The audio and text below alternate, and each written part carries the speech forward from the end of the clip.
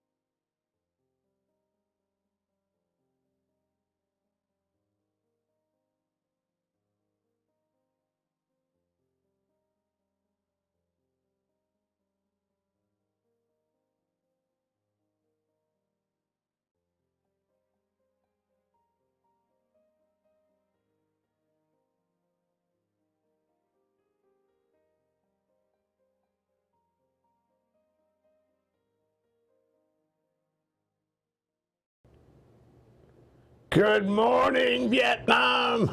It never got quiet.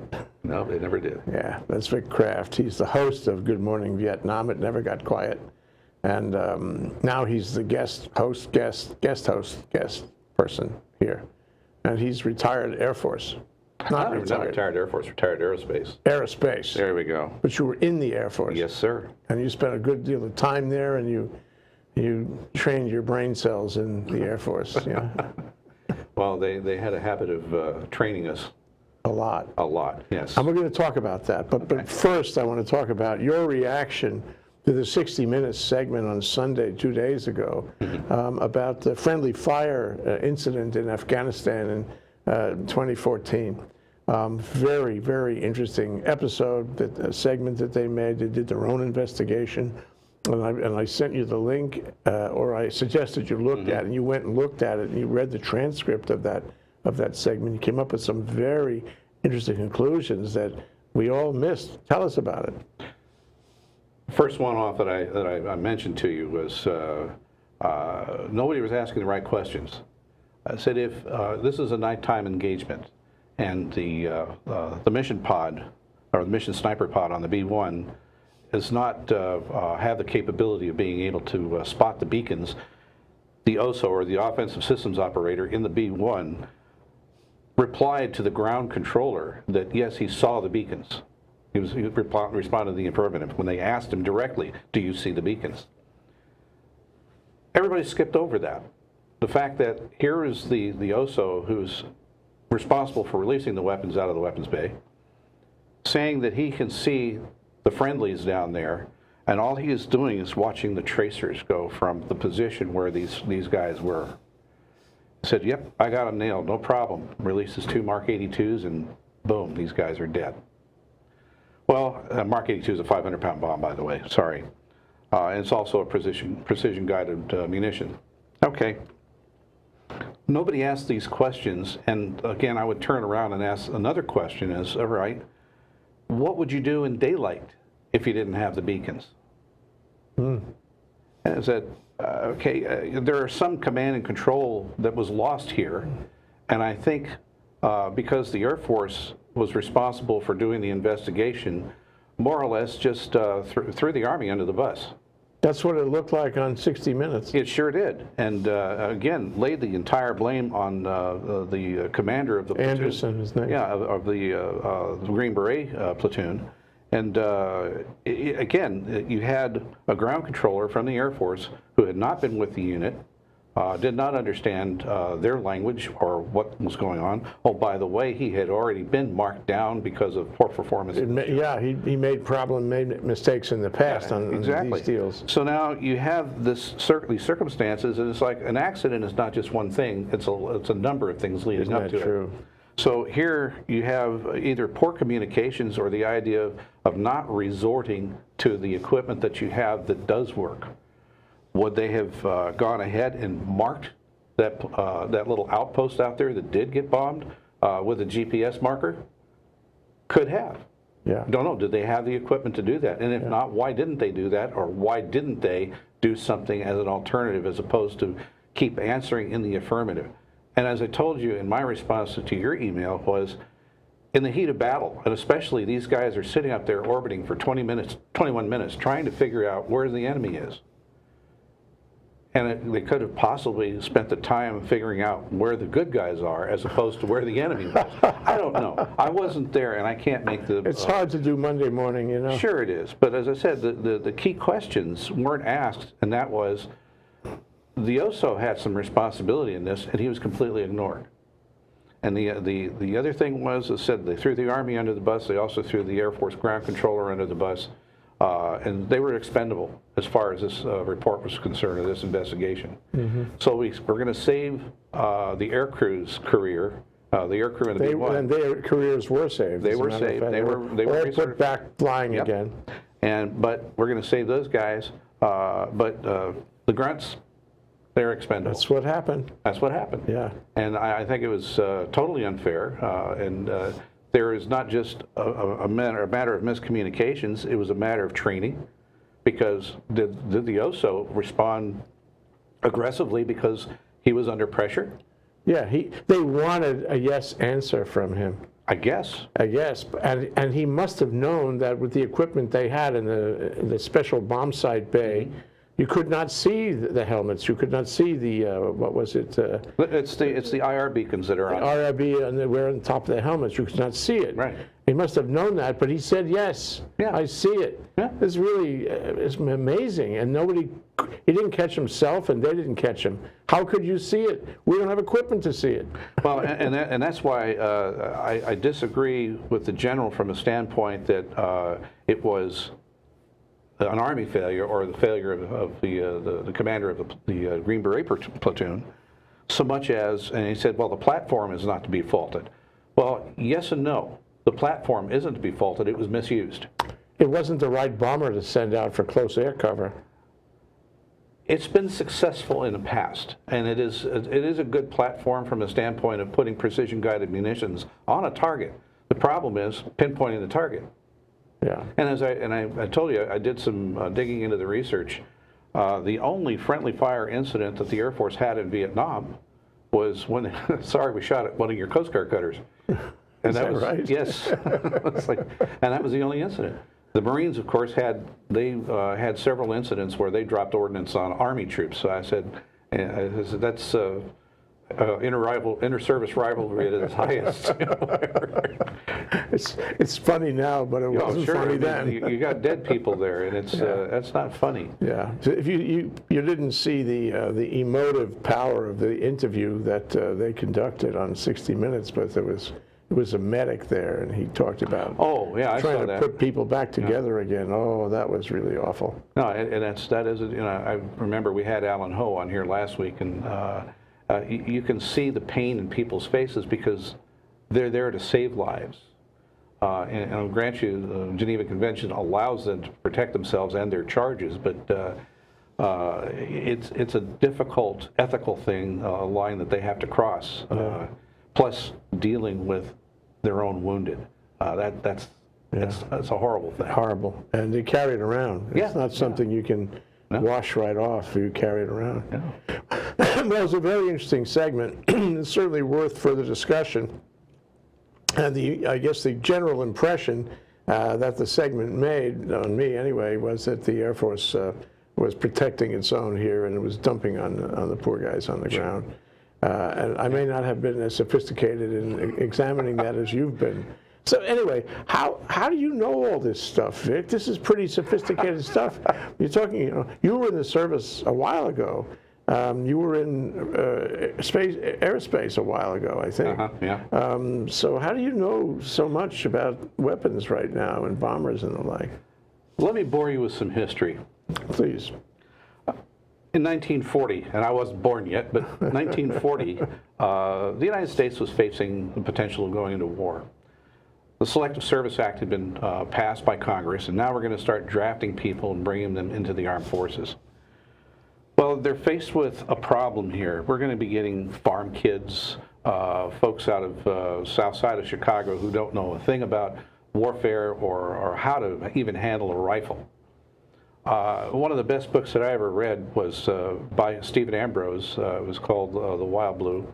And what he did was he covered George McGovern's pathway through the system from when he went into college, World War II starts, and how they trained him to be a pilot in a B-24, and his war career there.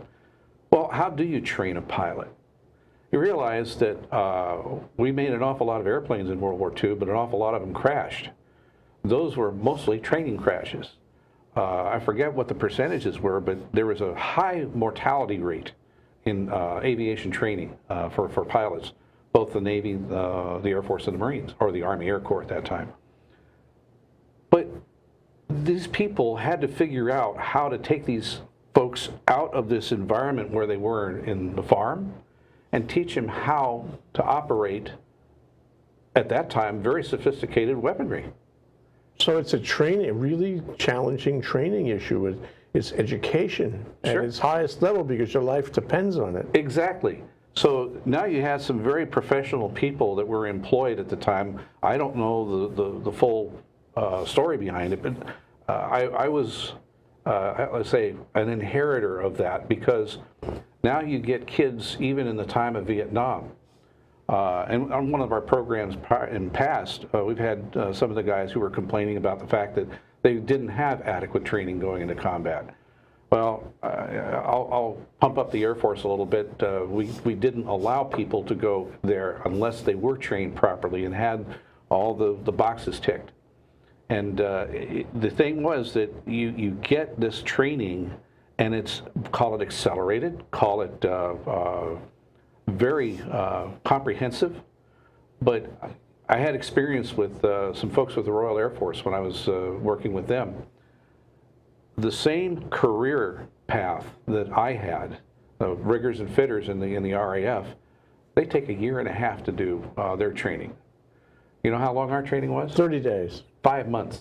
Okay. 5 months for my technical training. Mm-hmm. And then I had to go into the field with OJT, mm-hmm. into an honest to goodness unit that was dealing with the systems, and I had to learn more. Plus, we had you had not only formal courses, but you had correspondence courses. But part of this is you have to be trained quickly. Yeah. At least at that time, anyway. Yeah. I'm not sure how it is today, but you can't take too much time. Their history is moving. There are threats on the country, whatever. Right. So 5 months is a long time in that context.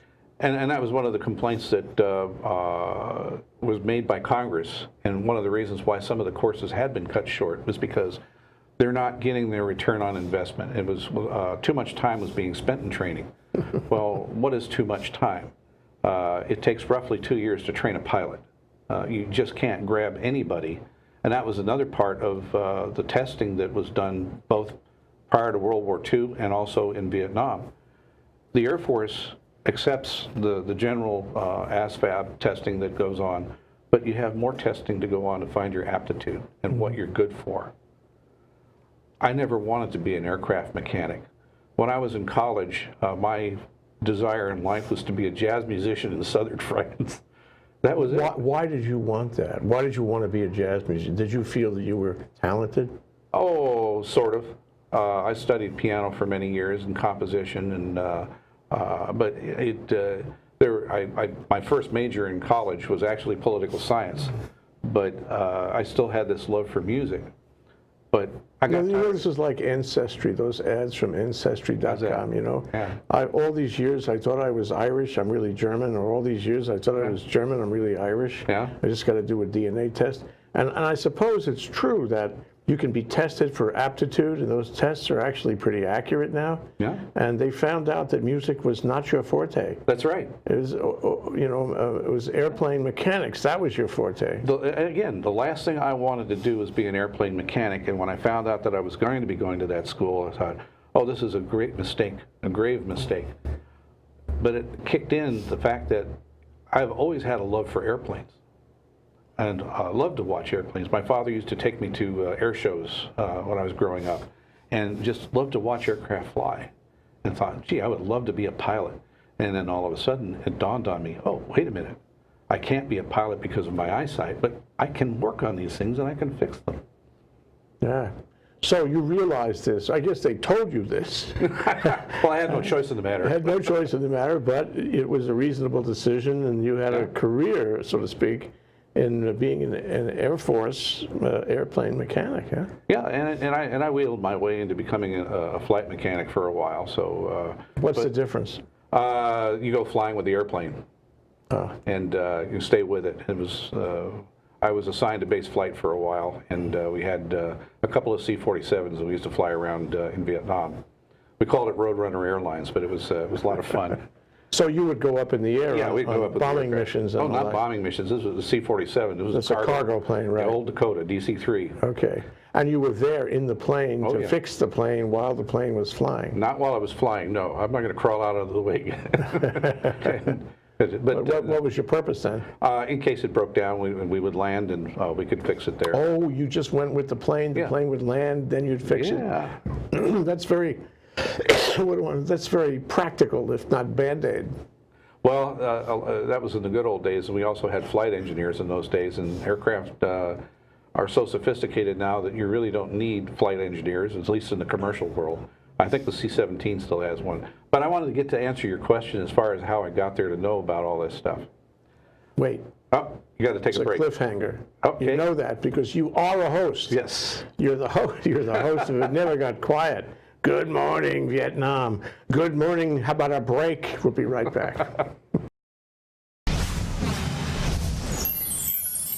This is ThinkTech Hawaii, raising public awareness. Aloha, I'm Carol Mon Lee, ThinkTech Hawaii's Volunteer Chief Operating Officer and occasional host, and this is Minky. For the first time, ThinkTech Hawaii is participating in an online, web-based fundraising campaign to raise $40,000. Give Thanks to ThinkTech will run only during the month of November, and you can help. Please donate what you can so ThinkTech Hawaii can continue to raise public awareness and promote civic engagement through free programming. I've already made my donation and look forward to yours. Please send in your tax-deductible contribution by going to this website, www.thanksforthinkTech.causevox.com.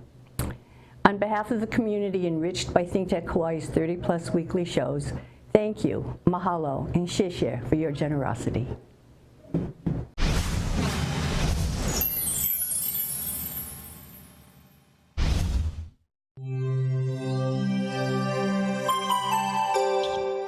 Oh. Okay, we're back. We're live with an easy guest, Vic Craft.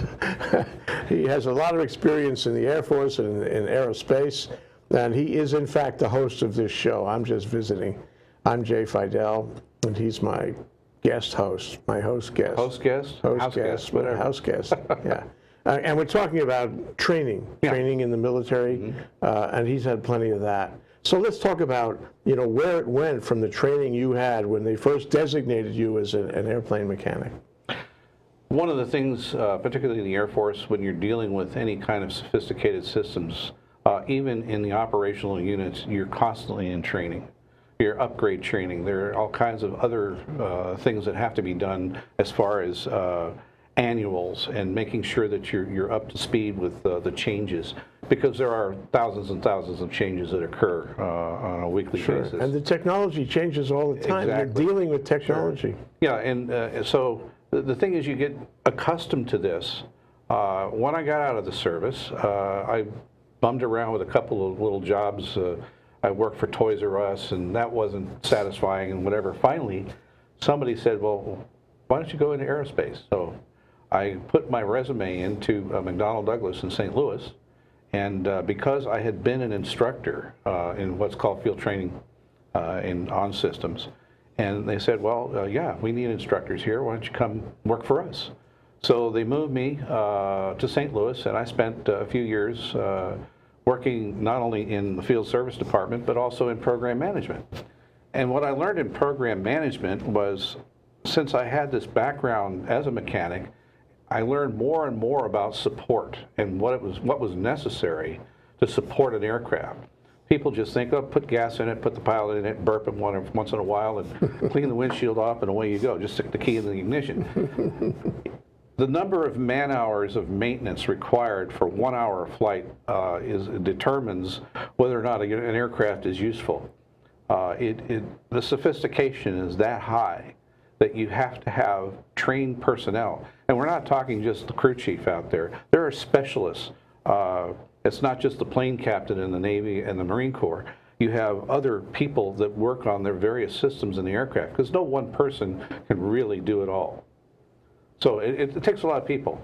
But it's high tech, and it's complicated. It's very complicated. It's an enormous body of technology in every aircraft. So, I mean, I guess one question I would ask is, that was then, now is now. Is it simpler now? Is it more modular? Is it going to be easier because of the technology they use to maintain the plane? In the design phase, this is what's interesting about what the military has done. It's a very structured way in which aircraft are designed. We have in the support side what's called the maintainability pyramid. You're trying to get the reliability to such a point where it's not going to break. The only reason you're going to remove it from an aircraft is because it's achieved a time where we feel that at some later date it's going to break. The risk is too high. We're going to take it out and put another one in. Yeah. Even if it hasn't failed. Even if it hasn't failed.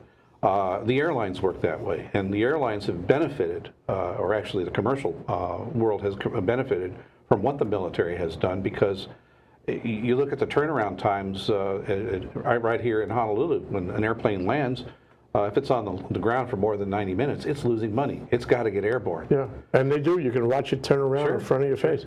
And I wonder, it wasn't like that back in the 50s and the 60s, even the 70s. There were a lot of times when the aircraft was down for some mechanical problem. Exactly, but there was some of the aircraft flew with a lot of those problems. But getting back to answer your question, as far as the level of technology and the training behind it, you're constantly in training. Even we don't think of infantrymen requiring training. They're in training all the time. Let's go up to Schofield, which is one of the things that I want to do in coming programs, is go talk to the folks up there as far as how they're training.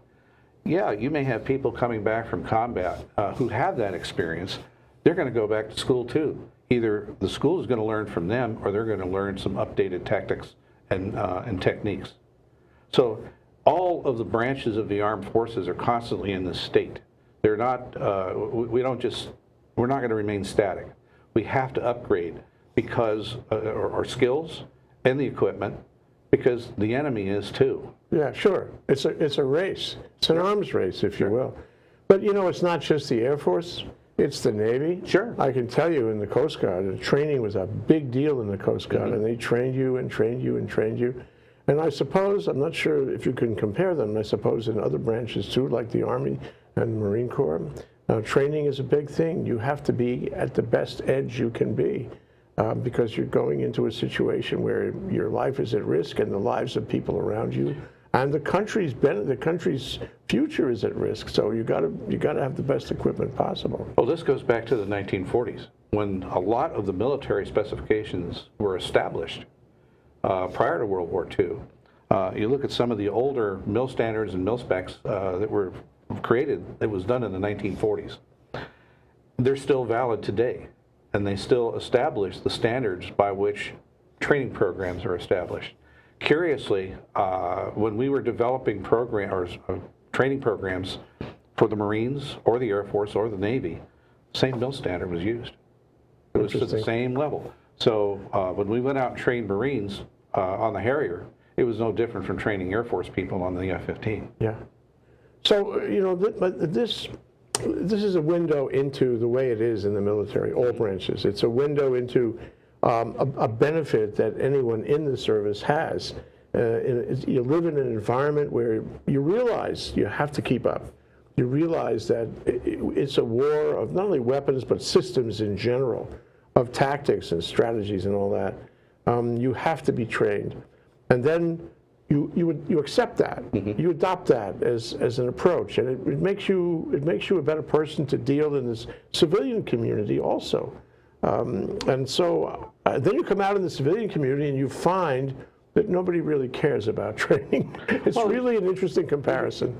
Two things that I wanted to bring out to you as far as, if you remember Mendel Rivers, who was trying to remember, it was the senator of the House Armed Services Committee. I think it was the House Armed Services Committee. Yeah. He made a comment one time that said, we ought to call the United States Armed Forces a strategic resource because this is where industry gets its trained people from. Mike Rowe, who does Dirty Jobs, came up with a comment on his TED experience or his talk. He said, "Don't follow your dreams, follow the what's available to you, or what you can do." Mm-hmm. And I look at the number of jobs that are out there today that aren't being filled. My own career field, I'm an airframe and power plants certificated mechanic. The career field is diminishing now because it's not considered something that's glorified or whatever to go into. What about civilian aircraft? The field is collapsing. There's less and Why less. is that? Why? I have no idea, Jay. It could be the technology is so good that it makes it unnecessary to have qualified people. No, in you have to repair? have them because you can't work on an aircraft without these people. And that's the problem in trying to fill these positions. You go out and look at the airlines right now looking for A&Ps. They're having a hard time filling those roles. What may be a part of the problem is that we are looked upon as being just plain old grease monkeys. It's not a very glorified position, but yet each A&P holds the lives of people in their hands. Sure. And I mean, it would seem that as a matter of the regulator would require that there be qualified, technicians maintaining these aircraft. You have to have them. You have to have them. So why is the field collapsing? As I said, possibly because of the fluctuations in layoffs and hiring cycles, and it hasn't been a field that has been one where you have a stability to it. Yeah. The other is you're fighting management all the time as far as wages. Sure, the old story. Yeah, but it's again, you can't live without them. Well, I like to take it to the next level up, and that is that this whole notion, this culture of training, of education, of always revisiting it and finding out what the latest changes have been, making yourself current, and having your organization enjoy the benefits of having current people. This is a great thing for the American military, and I'd hate to see it diminish in any way. Of course, it depends on money and funding and all that. But when you get out of the service, it always strikes me of how a service person is going to be more qualified for the years of experience and all that than a non-service person. So it's a tremendous boost. I'm not sure the civilian community recognizes the talent they have coming out of the military. No, they don't. They're totally unrecognized. And again, it's not just a matter of people think of going into the military and being disciplined. Well, no, you learn self-discipline. And it's the same thing in going to these technical schools. It's up to you. It's your responsibility to learn the material and learn it well. And you have to perform. There's no question about it. Yeah. Well, I think another element here is that when you are trained in the service, you have the latest and greatest training techniques. You have the digital media. You have teachers who are very good. You have manuals. You have tests. I mean, this is as good as a college course or better. At the end of the day, you're really trained. Well, it's funny you should mention that because the instructors that are selected, at least from my experience in the Air Force, we had what was called AIC and TIC, Academic Instructors Course and Technical Instructors Course. The washout rate for both of those schools was horrendous, at least a third. They did not accept people who could not perform there. Getting into the school was very difficult. We had a mixture of officers and enlisted in the classes, so we were both taught the same things. We had UCLA instructors and people who came in and actually guided us through the courses and how to teach, and it was an amazing experience. I really enjoyed it. Yeah, well, you come out of the service a better person. It makes you Renaissance, because you still. I'm going to tell you something you don't know. You still have the music, Vic. I know. That's Vic Craft. He's the host of this show. We've been talking about the very interesting process and distinguished process of training in the military, how it was in the days of Vietnam and how it has evolved till today, and how it is so important not only to the military, but to the country. Absolutely. As a culture point. You bet. Thank you so much, Vic. Thanks a lot, Jay. Aloha. Aloha.